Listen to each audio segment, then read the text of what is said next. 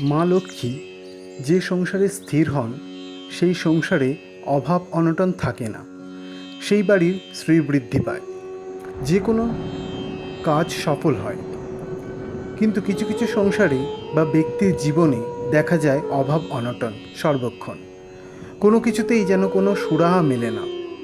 যে কাজেই হাত দেন যেন সেটা সফল হয় না, সোনা হাতে ধরলেও যেন মাটি হয়ে যায়। সেই ব্যক্তি সবসময় অবসাদগ্রস্ত হয়ে থাকেন। এরকম দীর্ঘদিন চলতে থাকলে বুঝবেন মা লক্ষ্মীর কৃপা আপনার সাথে নেই, বা কোনো কারণে উনি রুষ্ট হয়েছেন। বাড়িতে কিছু বিশেষ সংকেত পরিষ্কারভাবে জানান দেয় যে মা লক্ষ্মী সেই বাড়ির প্রতি রুষ্ট। সেই সংকেতগুলি কি এবং কিভাবে উপলব্ধি করবেন, সাথে এমন অবস্থায় রুষ্টা মা লক্ষ্মীকে কীভাবে প্রীত করে নিজের জীবনে আবার ওনার আশীর্বাদ লাভ করবেন, তা সবিস্তারে জানাবো শুধুমাত্র সনাতনী ভাবনায়। শুনতে থাকুন।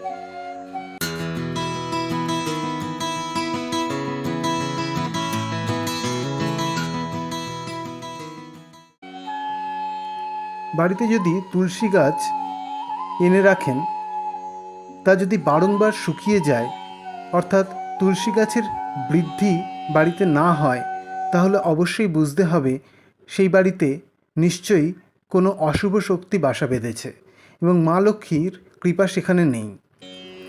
এই একই জিনিস মানি প্ল্যান্ট গাছের ক্ষেত্রেও প্রযোজ্য। তেমনি আপনার যদি বারংবার টাকা পয়সা হারিয়ে যায় বা বিনা কারণে শুধু শুধু অর্থ খরচ লেগে থাকে, তাহলেও বুঝবেন এটা একটি খারাপ ইঙ্গিত বহন করে। সোনা বা গয়না হারিয়ে যাওয়াও মা লক্ষ্মীর রুষ্টতার ইঙ্গিত দেয়।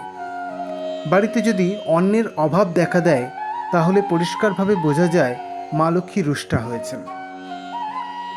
কোনো ব্যক্তি যদি সাধ্যমতো আয় করেও কোনো সম্পত্তি বা সঞ্চয় না করতে পারেন, সমস্ত যদি খরচ হয়ে যায়, যার কারণ সেই ব্যক্তির দিনের শেষে বা মাসের শেষেও বুঝতে পারেন না কেন এত খরচ হচ্ছে, সেটাও বোঝায় যে তার জীবনে মা লক্ষ্মী শুভ প্রভাব নেই। এখনকার প্রচণ্ড বাজার মূল্যে সকলেরই এটা প্রায় মনে হয়, অবশ্যই সেটা ঠিক। তবুও কিছু কিছু ব্যক্তির ক্ষেত্রে এটি অত্যন্ত প্রকট। হাড় ভাঙা পরিশ্রম করেও সাফল্যের মুখ দেখতে পারেন না, অর্থের বা সঞ্চয়ের মুখ দেখতে পান না।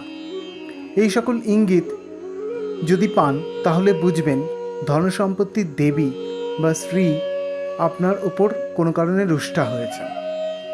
তবে ভয় নেই, মা লক্ষ্মী চঞ্চলা এবং করুণাময়ী। ওনাকে আবার প্রসন্ন করলে উনি আবার ধরা দেবেন আপনার কাছে। তার জন্য সামান্য কিছু নিয়ম মেনে চলুন। যথা, বেলা অবধি ঘুমাবেন না, সকাল সকাল ঘুম থেকে উঠে পড়ুন এবং বিছানাপাতি গুছিয়ে নিন। তাড়াতাড়ি রাতে শয্যায় যান। বাসি বিছানা বেলা অবধি ফেলে রাখবেন না, এতে মা লক্ষ্মী রাগ করেন। চেষ্টা করবেন সকাল সকাল বাড়ি ঝাঁট দিয়ে দেওয়ার এবং সূর্যাস্তের পরে বাড়িতে ঝাঁট দেবেন না। সকালবেলা ঘুম থেকে উঠে সদর দরজায় জলের ছিটা দিন।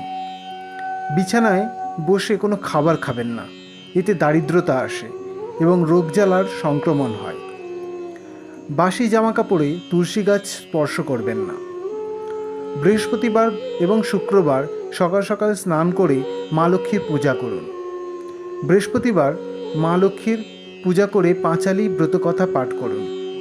পারলে কনকধারা স্তোত্র পাঠ করতে পারেন।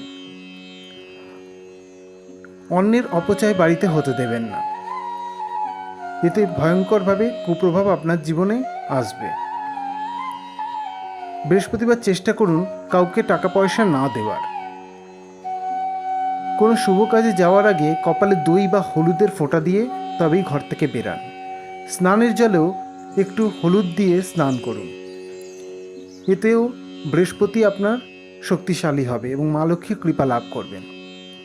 এরকম বেশ কিছু ছোট ছোট কর্ম বা নিয়ম পালন করলে আপনি আপনার জীবনে মা লক্ষ্মীর কৃপা অবশ্যই ফিরে পাবেন এবং আপনার সংসারের শ্রীবৃদ্ধি হবে। জয় মা লক্ষ্মী।